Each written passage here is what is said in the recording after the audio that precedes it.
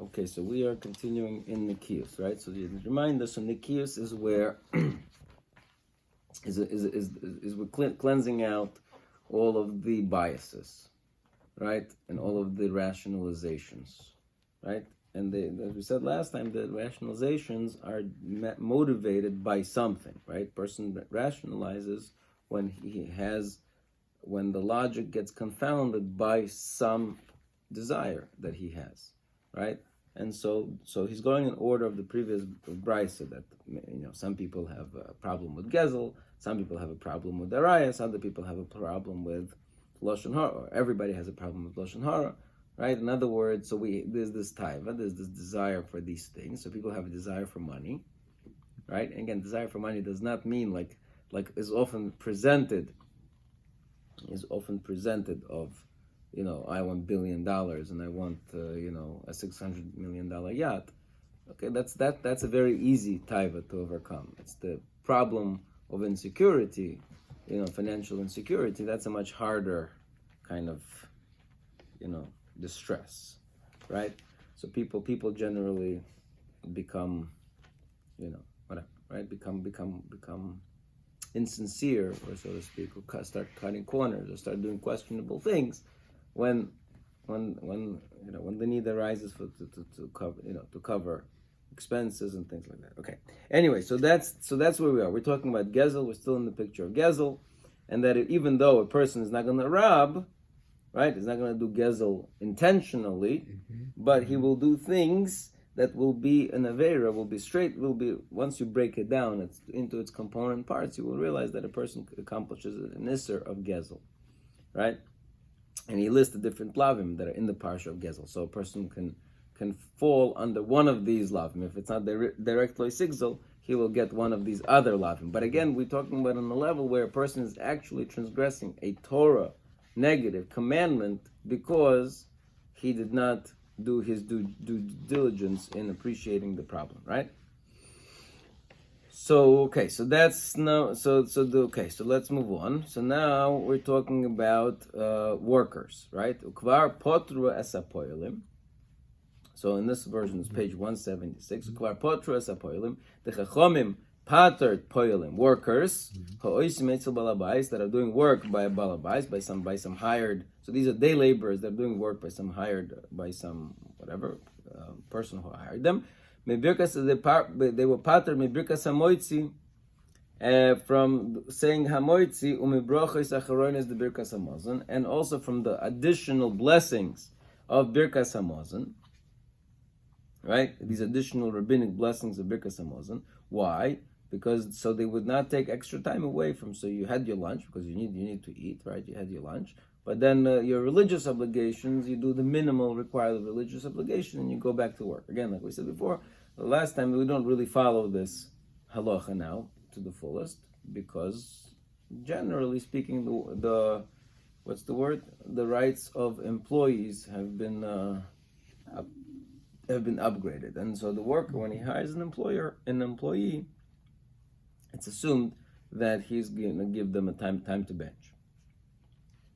Okay. Again, Kriya Shema also similar dispensation, only to take off work for minimal amounts. Right? Kal v'chomer, so certainly ben benoshel kal v'chomer, right? A son of a kal v'chomer, in other words, a super kal v'chomer, l'divrei harishus, that a person cannot take off time for divrei harishus.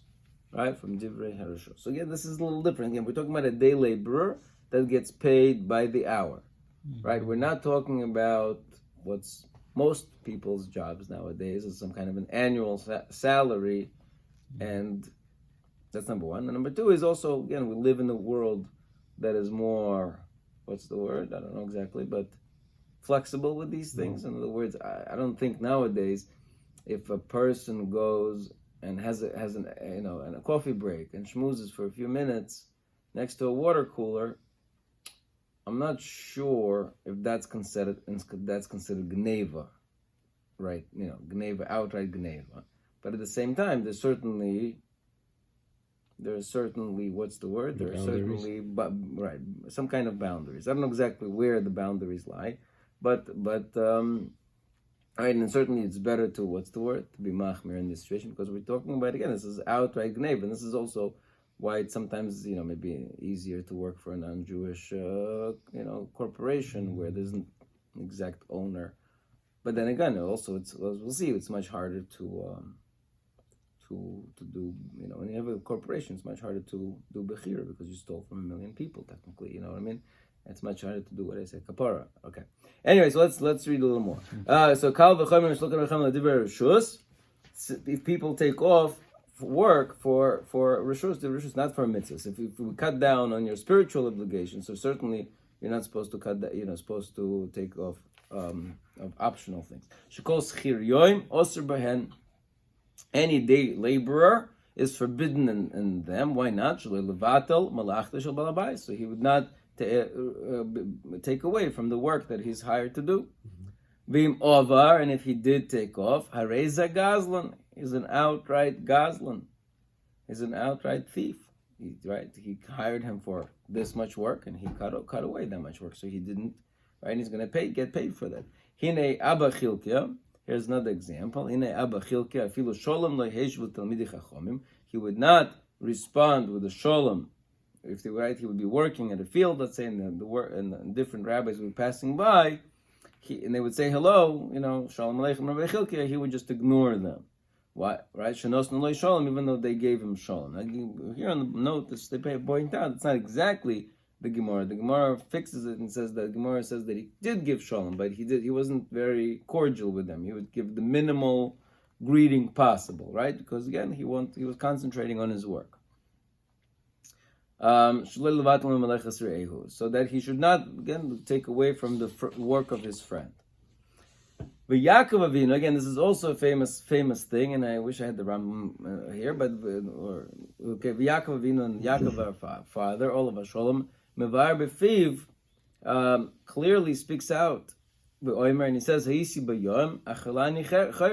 right? When I was a day laborer, I ate. I was consumed by chayrev, by heat.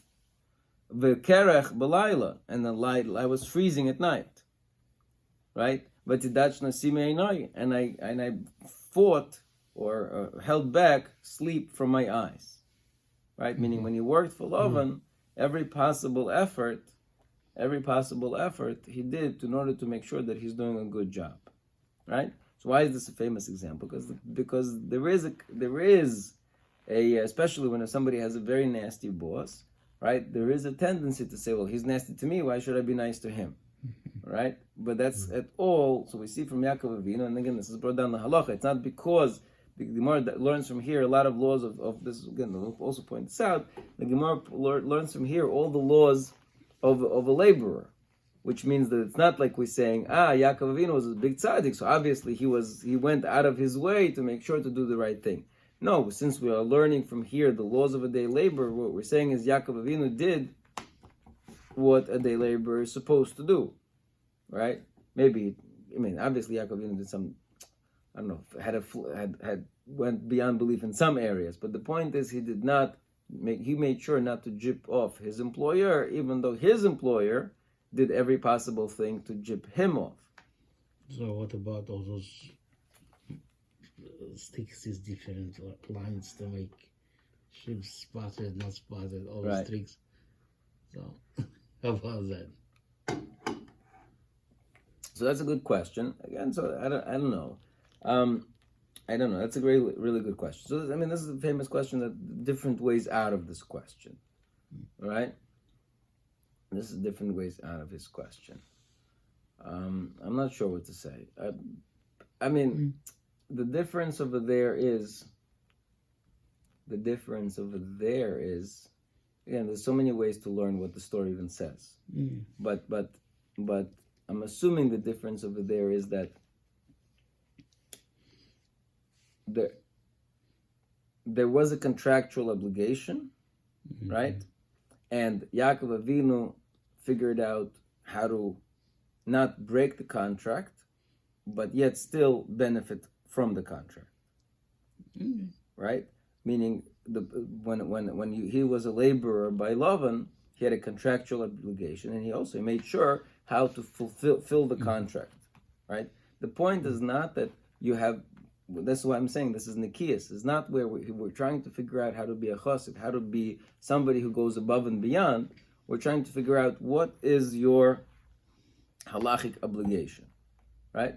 So on the level of Chasidus, yes, you might have an obligation to even go above what's called the Fnim Mishuras Hadin, right? To go above your contractual obligation. But what we're saying is, people often think that what's not within their, meaning something that people assume is not within their contractual obligation, it really is, and therefore when they are in breach of that thing, because they think, well, it's not a big deal, it really becomes a big deal, and it's really outright a gezel problem, right? So that's the problem here. So okay, so fine. So moving on. Right. There's more. Yeah. There is. I'm saying that David HaMelech says in Tilim imtin tamam with innocent ones. I asked it innocently. Let's go. Tamam. Im psaltol tis patol, something like that. Meaning the crooked ones, I act crookedly, right? So there's definitely, you don't have to be. We're not the turn the other cheek type of a nation, right? You have to act with people the way they're acting with you. But at the same time, if you have a contract, right, then you have to breach that. You have to fill that contract. Okay. Anyway, so let's keep going. So Mayano Eifa Ha'oiskim Bahana Eisehem. So what would those people who are enjoying their time b'shas malacha u'b'telim mimenu, that they're just like doing their own leisure activities during their work time, and they are then not fulfilling their work. Or not only that, during the time that a day laborer is employed, he's obligated to benefit who? The employer, right? If during that time he benefits himself, so that's even worse. Worse of a problem. Again, this becomes a problem also with, when you have an agency and what do you call them? And a provider. A lot of times, a provider tries to figure out how to not share his profits with the agent, and on his time when he's looking for again, I'll give an example. Let's say again you're writing, right, commonplace in Russian car service, right? You're writing for a car service. You called up the car service, the home base. You tell them, okay, here's $15, drive me to whatever. And then you realize, oh my gosh, you know what? I realize I have to go to another place, right? At that point, the guy says, no, okay, we don't have to tell the home base that this also is happening, right? And he pockets this full ride on himself and doesn't share with the agency, right? So again, it's a very problematic situation, because at that point, right, he's profiting from. Again, I don't know what. These are very complicated questions. Meaning, if you want to drill deeper down to them, meaning what contractual obligation do they really have? Is their contract? Is this ethical? Is it in the side, right? We're not talking right now in the world of ethics. We're talking about who's obligated what. Is it theft or is it not theft? Right. So again, do I have the answers? I don't have the answers. And then also, if it is theft, then if it's a Jewish person, you have to ask yourself, is it lifnei iver, right? Am I, by assisting in this scheme, am I contributing to that person's aver, and therefore am I responsible for lifnei iver, right? So again, these are very basic things that we're talking about on a level, possibly on the level of a deraisa, right? That people are not so makpid about, don't even think about, while things that are totally like minhag of some weird minhag that really nobody should care about. Everybody's like, frumer than thou, Okay, so So let's keep going. Klal Shel Dover. So the general concept is Hasocher Eitzel Chaveroi Le'eze Malocha Shetia. Somebody is a hired laborer for whatever work that may be. Hine Kol She'oisav Mechuros Hein Loi Liyomoy. All of his hours are sold to that person for that day. Right? Again, we don't have that so much concept anymore. I mean, obviously, if you drive down 65th Street and pick up one of those, workers there, and you tell them you're going to pay you whatever $15 an hour, then they have a concept. But those are not the Jews who are standing on that street, right? But so we don't have such a concept anymore so much that a day laborer that I hire you from sunrise to sunset and fill your work. Right, so that changes the calculus a little bit. Like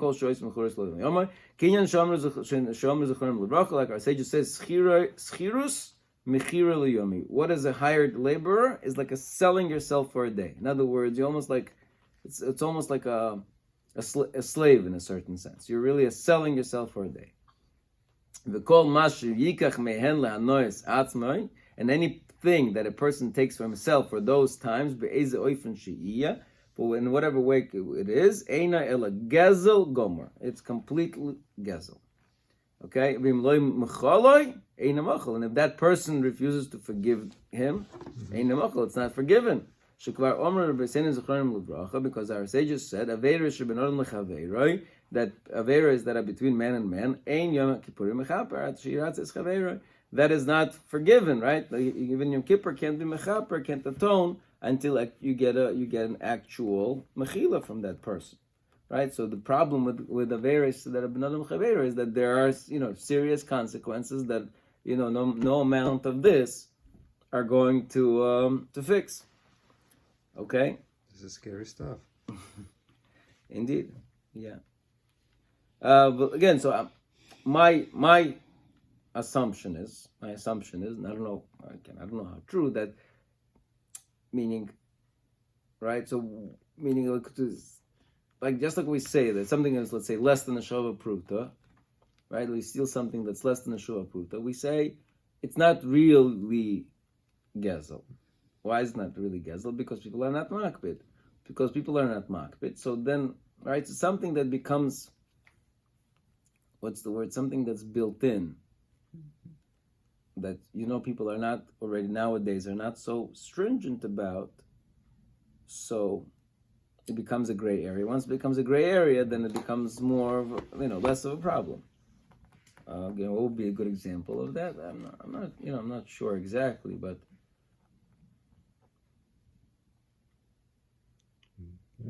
I'm not sure. Let's say Zoom. Zoom is a great, right? Zoom. Right now, the whole world is on Zoom, right?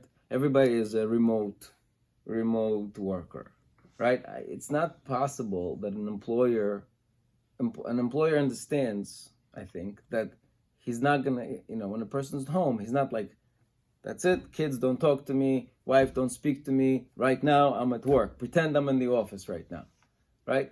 Maybe if this was happening 1,000 years ago, we would say, excuse me, if your wife talks to you, tell her I'm in the office right now. You see here, there's a wall here that you cannot pass through. You cannot call me, you cannot text me, you cannot talk to me, right? Because I'm a laborer, right?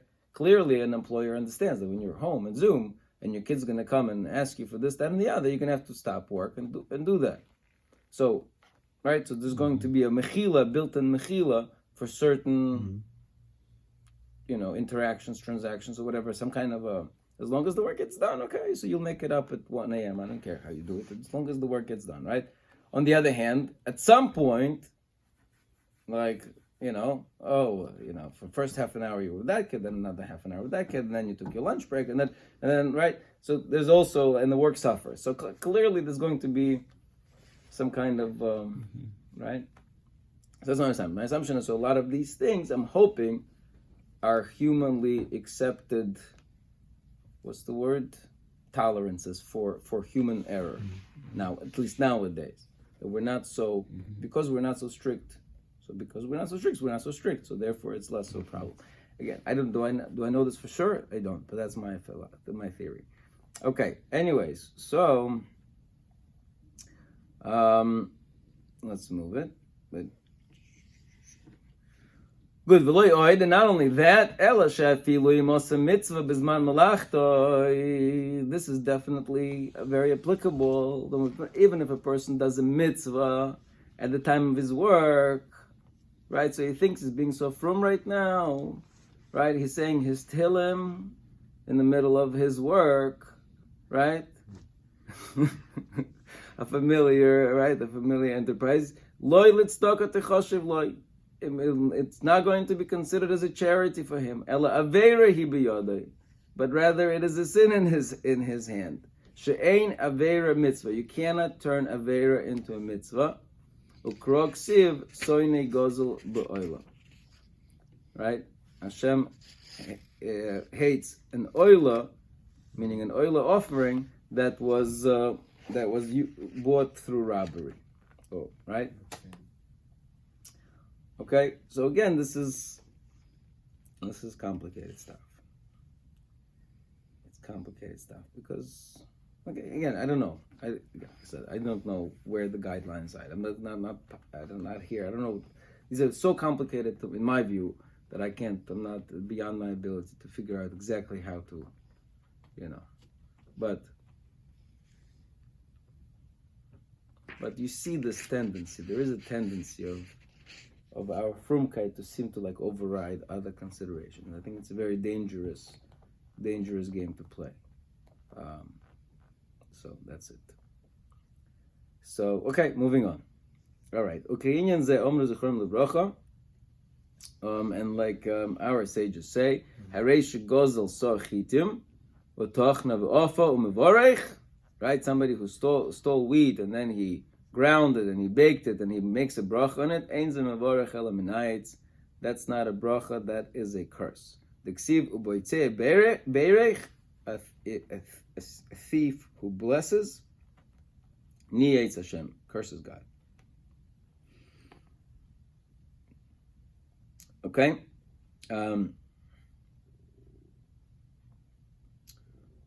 Right. Okay. So fine. So valkiyotze v'zenemar oiloi lazeh shenasas neger kateger, and this is what the idea of nasas ein seneger nasa kateger, ein seneger nasa kateger. Right. And this idea, by the way, recently was Daf Yomi, came up in Daf Yomi. Recently came up in Daf Yomi. Not that I do Daf Yomi, but I happen to be listening to Daf Yomi. Was a coin that was duchening. Right? There's a concept, right? If a coin was a murderer, right? You pull him away from the mizbeach and you take him to the right. What about duchening? So Taisa says, ken duchen. Why? Because the same hands that committed the murder, I'm not sure if this is B'shoigig or Mezid, I'm not sure, but the hands that committed murder, you can't then use those hands for blessing anymore. Right? So this is this idea, right? So you can't you can't take an Aveira and then sanctify it and say, but it's a mitzvah. It's a mitzvah. So wait, there was a kasha there. 1 second, let me just think for a second. There was a kasha. Right. Somebody asked the question. 1 second. Inkateger nasa seneger is only in Kodesh HaKadoshim, or at least like we say gold. Right? There was a question: why can't the Kohen Gadol wear gold on Yom Kippur? Because it's Inkateger nasa seneger. So we're saying no. The Gemara says that's only a problem if it's lifnai v'lifnim, if it's in Kodesh HaKadoshim. But outside of Kodesh HaKadoshim, it's not a problem. Right? But over there it's different. Over there, the symbolism of gold reminds you of that. So maybe it's not appropriate in Kodesh HaKadoshim, right? Because everything matters in Kodesh HaKadoshim. But when it's the same item itself and you're using it as the conduit for blessing, then that's a problem. It's not just a regular inkateganas snega. It's like it's more like this concept. They say she'ena veira mitzvah. You can't take an aveira and then dress it up into a mitzvah. Fine. Okay. Ve'ena kodesh baruch hu chofetz ela be'emuna. So the only thing Hashem desires is faithfulness. Right? What does that mean? Emunim noitzer Hashem. And he brings the pasuk, Emunim noitzer Hashem. Hashem safeguards who are faithful, meaning honesty. Over here, faithfulness means honesty. Hashem wants honesty. Bein HaKadosh Baruch Hu chofetz ela be'emuna means honesty, right? Because that's the lashon of the Gemara. That one of the first things was the first. No, the second question. Right? The first question is about Torah, right? When it comes to judgment, the final judgment, the first question is about Torah, or the first question is about business. You know what I'm talking about? So that's here business. Where? Second part of the comment. Which part? Which comment? On the bottom of the page, the first question, the person will ask, the judgment day, bottom of the page.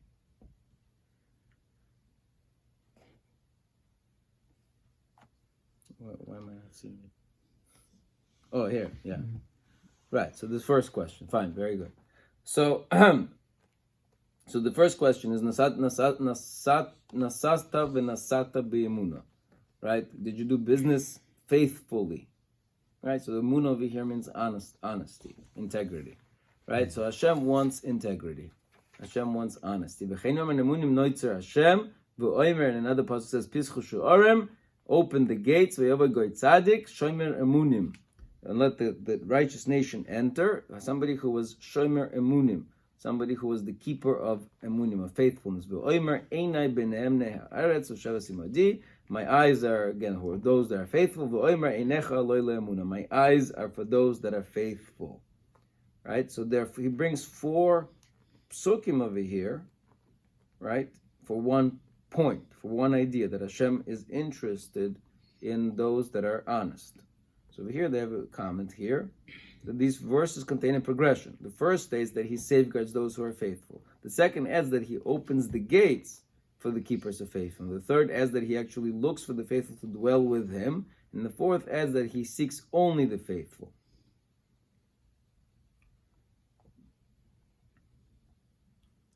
Okay. Right, and then they say this idea that the first question is on business, only the second question is on Torah. The first question is on business, the second question is on Torah. Okay? So it's like a prerequisite. And again, we have instinctively, and there's always 2 sides, but instinctively, right, we have this built in. When we see somebody who's supposed to be a religious Jew and he acts dishonestly in business, like our instinctiveness, which is not also completely true, but the instinctiveness is like, зачем мы там, ты вся религия его никому не нужна. Не нужна. Again, it's not true, but it feels, there's an instinctive feeling, like such a dissonance, such a contradiction. How could it be? Right? How could it be? Okay. Ve'af Iyov Heid al Atzma, and so too Iyov testified himself. Ve'omar im tate ashuri mini hadorech ve'acher eina halach libi u'bekapai davak me'um. In other words, he's saying that I was so faithful, I was so honest. Right? What do you bring on me for? Ve'abeit yoifi ha'moshel hazeh. Look at the beautiful moshel that Iyov brought in. Kedima hagozel habilti nigla kadover hamizdabek biyad ha'odam. He compares this unrecognizable thievery, right? Meaning, what I mean unrecognizable? Meaning something that we don't recognize them when we do it, right?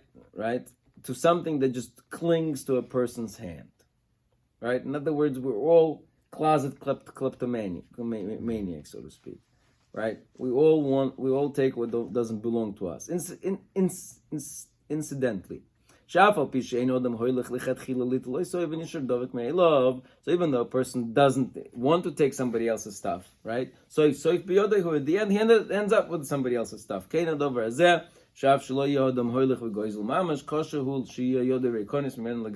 It's very hard for a person to be clean completely from this avera, right? Rekonis, to be empty from other people's stuff. It's very difficult to be empty of other people's stuff. Okay? Yeah, it's crazy. Number MS, however, in truth, calls ze nimshach mimash tachas hayes halev moishel be'inaim. The reason is because instead of the heart controlling the eyes, because so that you don't, when you see something that somebody else's, right? If from the very beginning a person would not be, what's the word, eyeing other people's stuff, right? That whole concept of eyeing other people's stuff, that initial desire of that's nice, right? That starts the slippery slope. Because once the eyes are, see it and are interested in it, then they pull down the heart. Then they come up with all sorts of rationalizations for the things that they desire. Right? A person that, so Eev is saying, that was not me. I wasn't like that. Right? My heart did not follow my heart. Therefore, nothing clung to my hand. Right? Again, the pasuk says in Tate Ashuri, if my steps ever tater, meaning leaned to one side, from the path, and after my eyes went my heart, and my palms, something clung to my palms, right? So he was very careful about making sure that his hands are clean from theft. Okay? Fine, so that's one. So that's another. So we finished talking about the worker, right? We talked about business competition in business. We talked about the worker. Now he's going to talk about overcharging. Right? Look now with regards to the issue of haino, of overcharging. How easy it is for a person to be enticed, and to stumble. Again,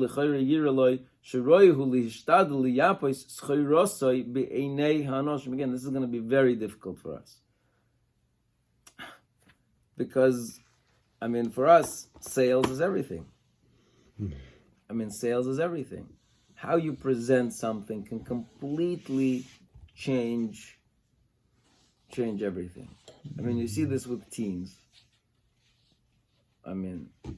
It's like, let's say, again, for example, we had a poor costume contest today, right? One guy showed up in a Putin mask. Okay? Other guys had elaborate costumes. One guy put on a Putin mask. He won the competition. And not because everybody loves Putin, no, also not. But it just happens to be that when the person who was announcing all the prizes, he made a bunch of jokes related to, to Putin, because it's in the parsha. So he sold it. He didn't present here's another one, here's another contestant. He equally presented all the contestants, so to speak. He sold that contestant without even realizing that he sold that contestant. And boom, the contestant won. Even though, what did he do? Okay, put on a mask. Okay, big deal. Right? So, sales is everything. Sales is everything. How do we define value? Right? Value is a very, very subjective thing. Right? So this one is going to be very tricky. Right? So when we're talking about pricing is going to be complicated. Reino binyanai. No. So again, look towards haino, towards pricing. Kama nokel hula odem li ispatis uli koshel kasher lechoyer yiroloi shiroi huli shtadel yapas cherosa. He wants to make his items look as good as possible, right? Right? Samay luchi arbuz, neves Uzbekistan, whatever I'm saying, that's it, right? So beinay enoshim uli histaker biagia kaba, because he worked hard. This is his produce. He feels attached to it. He's gonna want to get top dollar for it. L'daber alev hakoina. So he's gonna try to convince the buyer leman yisratzeloi, so that the buyer should be persuaded towards his products. Right? V'yomiru al kol zeh, and the sage said regarding this, yesh zoriz v'niskar. There is somebody who is zoriz, who is, right? Zoriz means, right? They're industrials, and they profit. Okay, they're describing different people who are, again, this the Gemara is saying that there are people who are industrious and they make money, and the people who are lazy and they also make money. Not make money, but they profit. Whatever. The Gemara is talking about Shabbos. Anyway, so V'yad charutzim te'asher. The hand of the diligent will bring prosperity. However, if a person doesn't weigh out his actions, instead of the wheat, you'll get thorns. Right? In other words, you can sell whatever you want. A person will will transgress this avera. Because this clearly you cannot overcharge your friend. And our sages say to trick a non-Jew is also forbidden. To trick a non-Jew is also forbidden. So many people did not see this line in the Gemara or the Ramchal. The remnant of Israel doesn't do cruelty. They do not speak treachery. And in their mouth you will not find a language of falsehood. Right? So again, we are supposed to represent honesty, right? Out of the forefathers, Yaakov represented honesty. So again, I'm not sure what the guidelines are of pricing and which prices. We said last time, medical services don't have a clear market price. Certain other things, do have a clear market price. Let's say, I don't know. Let's say charging $100 for a car wash before Pesach, might be a problem. Or maybe, I don't know. On the other hand, right? That's the market price. Right. There's a lot of demand. How do you define the market price? Exactly. So it's a bit complicated. It's complicated. Okay? Fine. And the truth is, right? So let's say Uber has price surges, right? During traffic hours, prices go up during, right? So I think some politicians complain, like, what's going on? Why is it you're capitalizing on the fact that more people need it? So that's price gouging, right? But the truth is, no, it's not true, because that actually helps the market. Because if the price would be the same, no matter what the demand would be, right? Even though logically you say, well, there's no difference in the services provided during the rush hour versus the non-rush hour, right? But if the price would be the same, right, then there would be the market will not equilibrate, meaning the supply and demand will be out of whack. Yeah. And then also in the non-rush hour times, there would also be, the supply and demand would be unequal, because there would be more supply and less demand. So if you raise the prices during the rush hour, then the people who really need to go during that time will pay the higher rates, and the people who don't really have to go, they will go a little later, and they will go a little before. And so the market will actually spread the kind of the rush hour magic during a longer amount of time, and the cabbies benefit, and the riders technically benefit, because they have a much smoother service. So in a certain sense, raising rates is good. It's good for everybody. It's good for the buyer and the seller. So I don't know exactly how all this works, and I'm also and if a rabbi comes in, he says, "Oh, you were doing this, what they call an intervention, that it could do more damage than good." Right? So again, I don't know. Moving on. And similarly, they said, "Ein mefarkisin es hakelim hayishonim shiro kechadoshim." You can't try to sell the used stuff to make them look so good as new stuff because it will that's also a problem. Ein me'arvin peiros v'peiros afilu chadoshim v'chadoshim, and you can mix different fruits, not different fruits, different what's the word? Produce. Quality of produce to try to sell, right? This is like what do they call that? Tranches in financial services, right? Yeah. Make tranches with different level of Debt. credit risk of debt to make sure that it all gets a AAA rating, even though it's whatever. Right? That's this. I feel so dinner. Good. But I feel yofa dinner trisis lo yoreve imkarim so dinner. What does this mean? This means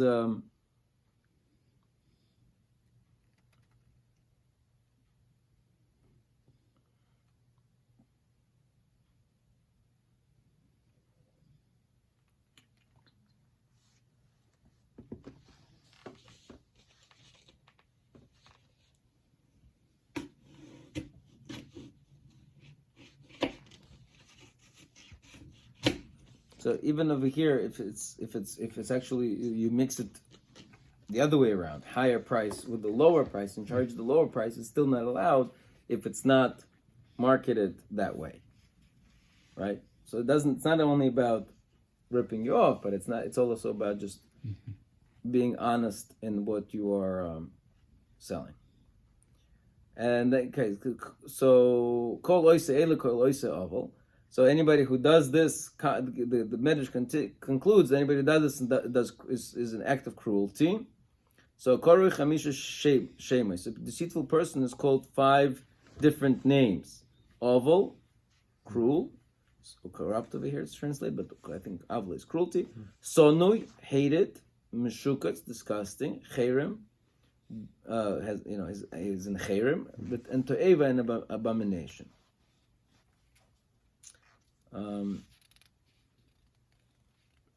Okay.